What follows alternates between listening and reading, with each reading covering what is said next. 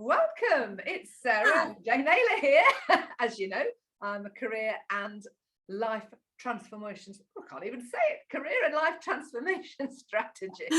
Oh, you got to laugh, haven't you? And I have got with me Hannah Purslow, who is a HRBP for a global organisation. And if you watch my YouTube videos before, you will recognise Hannah, because we've often recorded some episodes just about careers and recruitment and things like that in general.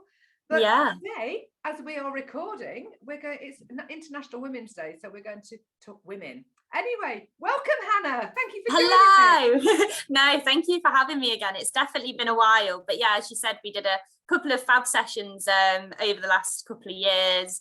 Anything that's cropped up, we're not going to mention all the big words that everyone says all the time over the past 2 years, because like you say, today obviously is International Women's Day, which is close to both of us, and good for us to have a bit of a session and on topics about women and the workplace and all that kind of thing. So thank you for having me. You're very welcome. Yes, it's a day to celebrate. It makes a change, doesn't it? There's so much sort of, we're not going to go there in the world at the moment, but it's good to be talking about something positive and celebrating women. And we're going to touch on the subject of menopause today, aren't we? We are. It's quite interesting because since we last spoke, I've launched my Harnessing Happiness podcast, and I've been chatting to women who sort of specialise in certain areas, one of which is menopause. She's a menopause coach. And it was really interesting because for me personally, who's been sort of through the menopause and out the other side, or so I think, almost, the indicators are all there. Got the sign off by the GP. And apart from a few flushes, I feel very fortunate that I've kind of sailed through. There are some things that on a personal level that I think have affected me. Weight gain. I want weight loss. Weight gain, despite exercising and not having changed my eating habits, and some other sort of indicators that I've been tired and fatigued and things like that. I'm thinking, is there something not right here? But it was really interesting doing the interview with Adele that I did, because it brought to the fore a lot of the symptoms that I didn't understand and know anything about, apart from the flushes that women go through, and referencing to brain fog. But obviously all this impacts on women in business. And this is what I wanted to talk to you about, Hannah. You obviously work for a global organisation, and I'm really curious, what do you have in place? What is happening within the world? Because as I understand it, there's a bit of a black hole where menopause is.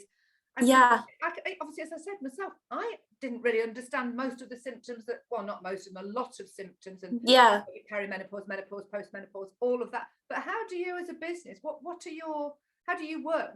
How do you deal with this, and how do you educate people?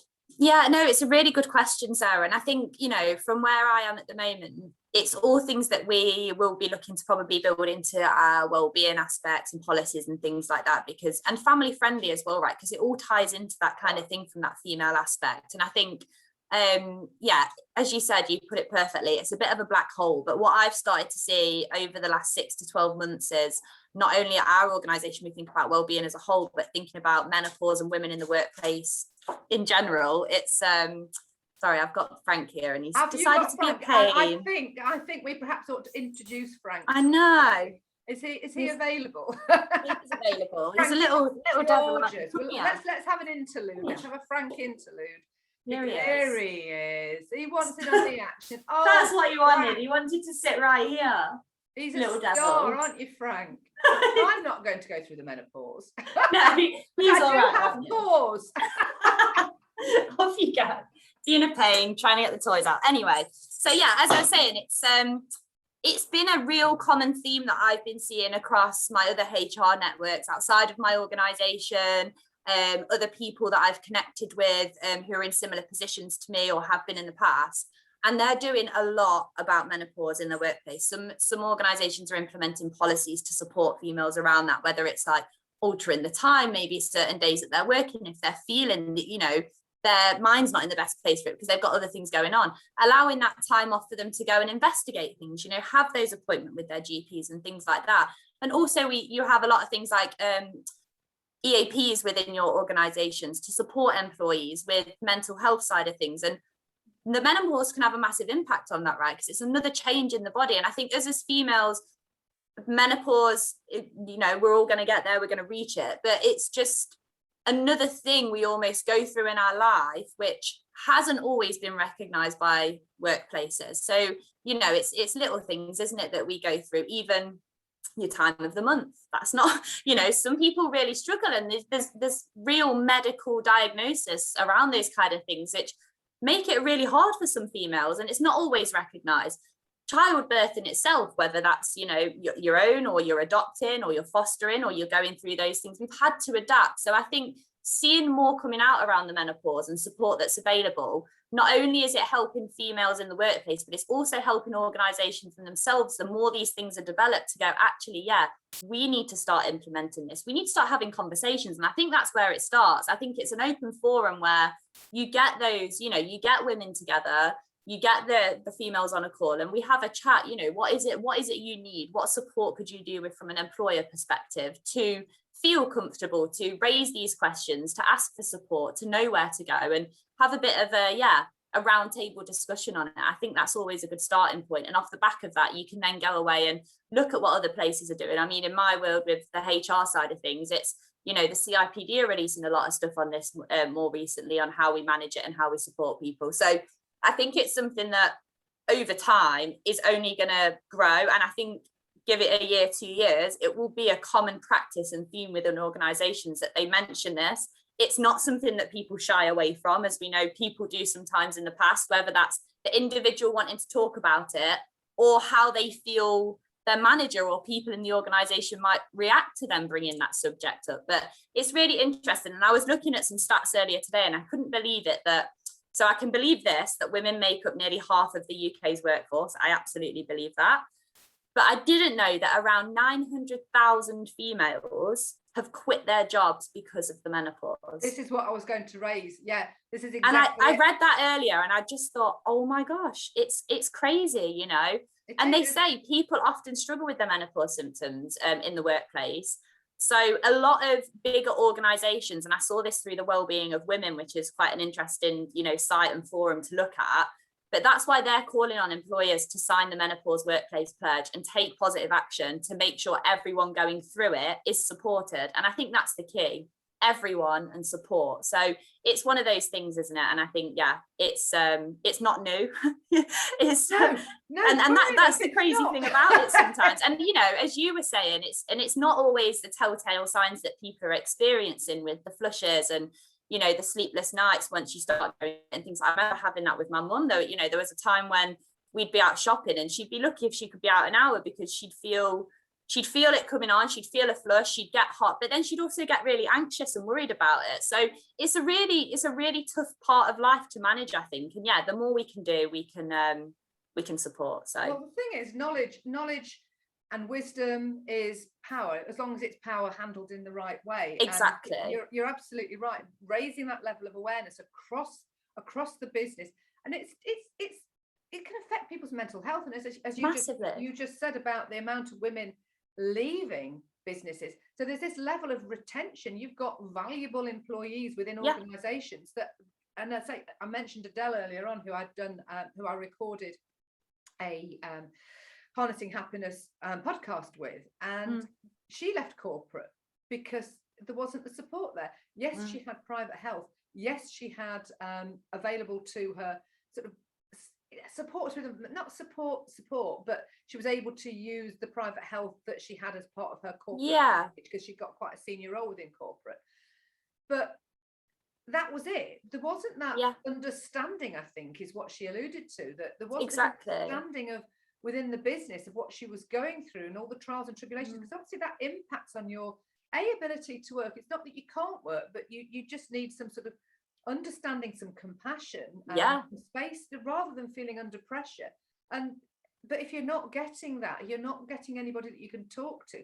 And in fact, you mentioned that opening up that area for discussion. Now, a lot of women may not want to discuss these things with anybody that they don't really know and understand. So I guess it's finding somebody within an organization, because we're not just talking corporates or global like you work for, we're talking about sort of smaller businesses that could lose staff because if they don't understand.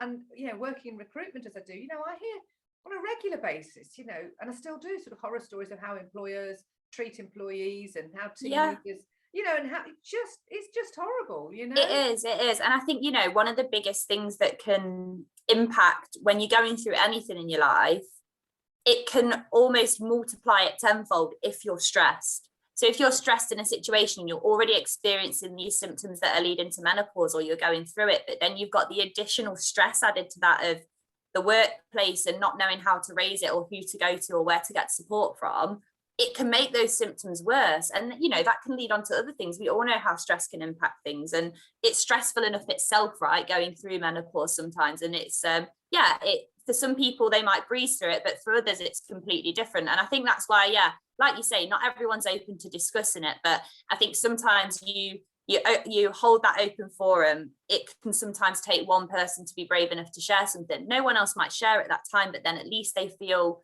I'm not alone here, and I have that, and there's someone I can reach out to now who's maybe going through something similar, because we don't talk about it all the time. People might not even know they're going through similar things. So it's the same with a lot of situations, but I think in especially relation to this, it's it's really important that we remove that stigma and we start to talk about it. It's something we're all going to go through. So absolutely. And I think that you've used that word stigma, which I think it's that whole thing to do with the women's menstrual cycle and women and the stigma. And this is going back sort of centuries, how wise women were deemed sort of witches, and anybody that knew anything that was wise were vilified, and exactly. And unfortunately there's this sort of has come through generations of misconceptions and beliefs that aren't true.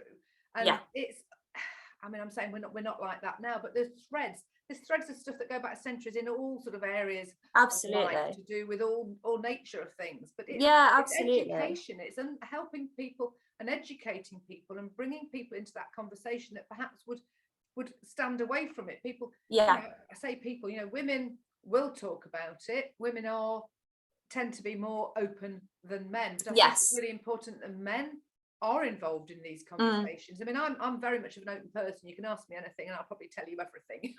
I'm exactly the same. I'm exactly the same, Sarah. No, I'm the same. I'm a bit of an oversharer with things like that. And because for me, and especially when it comes to I don't know, the female anatomy and how we work and what our bodies do, one, I find it fascinating. I'm proud of, what our bodies do and what they're capable of. And I think sometimes, you do, there's lots of people out there who are a little bit more introverted or a little bit more of a closed book. But just sessions like this, someone like that might listen to this and then just feel a little bit more like, okay, I'm not an alien. This is normal. And we're incredible. It's all well and good for people to have those judgments and things. But when you actually think what we do, and it's remarkable, really, I think so. Well, it is. And I think the thing is when we we have our careers and we build them up. I've had other conversations with other people on my podcast about sort of the gender equality gap and business and the time when you take it out to have a child, and then you're trying to do everything because it's it ends up being historically going back centuries, woman in cave looking after children, man out hunter gatherer. But we are all different. We do operate in different ways, but there's a platform, there's room for us all, because we want a career, we don't necessarily want to be at home. I had my son when I was 34, and I went back to work. I had 6 months allocated a maternity leave, but I finished 2 months early because I was so big and so uncomfortable. I couldn't even waddle down the stairs. It was just I can't do this anymore. Out every pain. Oh, bless you. So I went back when he was 4 months old. It was in nursery. I did 3 days a week, and but it's balancing that out from being doing your job, and then you've got the home, and you sort of take the brunt of exactly. And some people still see it as the woman's life cycle, and she goes off, she has babies, but she gets a year off, and it's like it's that's nothing in the grand scheme of things. And then actually to take that time out and then integrate yourself back into the business, continue building your career whilst you've still pretty much got a newborn at home, it's heavy, but it doesn't stop us from wanting to go after what we want in life from a career perspective, from a personal perspective. And I think the more organizations can do to support women in getting them back in getting them into organizations in general, regardless of what stage they're at in their life, but then also retaining them through the support they can offer, it's invaluable. It's people, that's what people remember, and that's what make people want to work for certain organizations. Exactly. And it's that flexible. I think that's one thing we've all got to have learned from the word we didn't mention at the beginning, but obviously the pandemic and COVID, that sort of flexibility that was deemed not to be there. Oh no, you can't work from home. No, that will never happen. Oh yes, you can work from home. You must work from home because you're not allowed to come into the office. Exactly. And now your kids can't go to and your kids can't go to school, but it's fine, you can have them at home as well, it works. And it's like, oh, but this has always been such a hard thing to weigh up, in normal life as it was, whereas now there's so much more freedom and flexibility because we've proven it. But it's just, sometimes it's a shame it's taken like a global pandemic to prove that. exactly. But hopefully there will be offshoots of that, and maybe, like you're saying, that more awareness now is becoming available down to the menopause. But it's interesting. I mean, one of the facts that Emma was talking about gender pay gaps and rallying for women. Because actually when you take that time out, that impacts on your pension in the future and your ability to progress your career. So therefore you're a step behind the men because they haven't had to take that time out. But maybe there's going to be more flexibility around that. I mean, men do go on to paternity leave, of course. But they do. And of course, there's the shared parental leave now, right? Where females and males can split that time off. So they can take an equal amount of shared leave, or the male can take more than the female, whatever that might be. And that there are those policies, and, they've been passed through legal employment laws and things like that. And it's all out there now. But again, I find not just where I am, but also when I look at other market research for other organizations, their take up on that shared parental leave still isn't that high. And I think it's because people still have that thought in their back of their mind of how it should work and how it should be. But that's only because of history, in a sense, But there are the opportunities out there to change that. So like you say, the more these things become an open topic, I think the more organizations will do to support it. Well, exactly, because I think the thing is, otherwise you go, as you quoted those figures, women are leaving business, and that's knowledge, that's information, and we are where we are right now in terms of working in the UK. Of course, there's a high volume of vacancies and not enough candidates, and businesses are struggling to recruit because of that. And so therefore, there's even more reason to sort of be flexible and be adaptable. And offer, as you were saying, sort of flexible working arrangements. I was reading somewhere about, I think I might have even sent you the link, Han, about having so many golden hours or something like that you can say, right, I'm booking this out, these are my golden hours, this is how exactly. Which I can't remember which organisation it was it the shaving business, the Harry's, is it Harry's Razor? Like this is, it's like subscription kind of stuff, isn't it? Yes. I don't use mine too often. No, but so I think that's what they've been doing, so that you've got time that you can book into whenever, so that you can use it accordingly. And I see things like that listed as benefits now. When you're looking at what other people at other organizations are advertising as benefits, things like those golden hours or flexi time, or however they call it, and it really is a true benefit. You're empowering people to work when they feel that they work best sometimes, and you're also giving them that time back. The productivity is there. Sometimes it's probably even higher because you are offering that. And I think that's one thing that people have worked out from working from home is definitely that, I know personally, I went self-employed in 2009, so I've worked from home for a very long time. And as much as I'm a people person, I can get so much more done. Even when I was in the office, I always had my head down. I didn't get really engaged in the office, so much so that I had no clue until after I'd left. Apparently, there had been a couple having an affair in the office. Completely passed me by. And that's the juicy stuff, Sarah. Like, you can't be missing. I know. Oh God. But I work better. I get my head down. I crack on with work. But I've got, because obviously it's my own business, I've got that flexibility. The responsibility is actually on my shoulders, and I think the more people take responsibility for their own lives, but they're given that opportunity to do so. Through that bit of autonomy, it goes a long way, I think. Yeah, absolutely.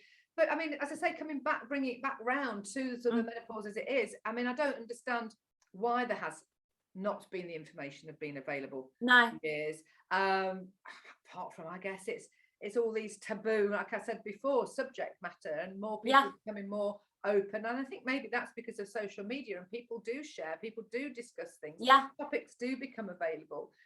Exactly. And it's exploring that and working out what works. And obviously every organization is going to be different, but I think that knowledge and understanding is paramount for everybody to understand what women might be going through. And it can be from mid-30s through to mid to late 50s. Exactly. It's a long period of time. I think the menopause lasts on average, I think it's about 15 years from perimenopause to postmenopause. As I say, I feel very fortunate because for varying reasons I've obviously sailed through it, apart from the is it me? Is it hot in here? Somebody used to be dripping. She used to have the fan on. And that was only my only real experience, I guess, because it's been such a long time since I've worked with anybody of menopause. But as I say, listening to some of the symptoms, if they're not diagnosed, and women themselves aren't aware that's what it could be, so they're not exactly. You put it onto something else, so then you maybe don't know, and maybe there is things you can get from your doctors and things like that will help you, whether it's holistic or it's some sort of meds or whatever that might be. But it is out there. But I think the more and again, how much time do we spend at work, right? It's a lot of time. So if it's made available through that sense, it's just another source of support for people, isn't it? Exactly. And I think that's, as you say, you've knocked the key on the head. That's a mixture. I know what you mean. You've hit the nail on the head. You've got the key to the answer to, who knows? Sarah, do be quiet. No, we've got it. I think having that knowledge available, and as a business and an organisation, the more information you've got about the menopause for people to access in the first instance, to question, so they can think, well, maybe, I don't know, maybe it is a menopause system, or there's that forum, like you said, that people can have those open discussions. But then it's open to men and women, because work aside, actually we spend so much time at work, and probably a lot of our conversations, in fact, before I left my ex-husband, I didn't really have a social life, believe it or not, but I had conversations. I did speak to people at work, not hugely, but that would have been a source of information for me. Exactly. And like you say, I think it's a good point saying about both male and females as well, because yes, although it is something that affects females, we could have lots of males within the organisation whose partners are going through it. So it's almost another understanding for them from a different side as well. Yeah, absolutely. Because to have sort of understanding, compassion, empathy, and through knowledge, I think is everything. Because as you say, it impacts, it radiates out. If you whatever health issue you may have, whatever it is, menopause or not, if you've got an understanding of it, you can adjust your behavior, you can work around exactly it. You can sort of think, actually, well, that's what that is. And it can help to understand each other, colleagues, everything. I think definitely it's all about knowledge, isn't it, and understanding and learning and sharing and supporting. So here's to supporting women through the menopause. Absolutely. No, it's a safe environment for them at work to be able to. That's it. I think that's real key. It's providing that safe environment for people. I think that's really important. Oh, brilliant. Well, it's always a pleasure talking to you, and thank you for sharing. No, you too. It's all like as you say, I echo that. It's always a pleasure, and I think we always have a good chat about these sort of topics. So thanks again for having me. You are more than welcome. As I say, it's always a pleasure, and it's always great to chat, and it's always insightful, and it's always good to hear what's going on. And knowledge is power, and power is sharing, and it's not taking over the world. It's sharing it for the greater good. Exactly.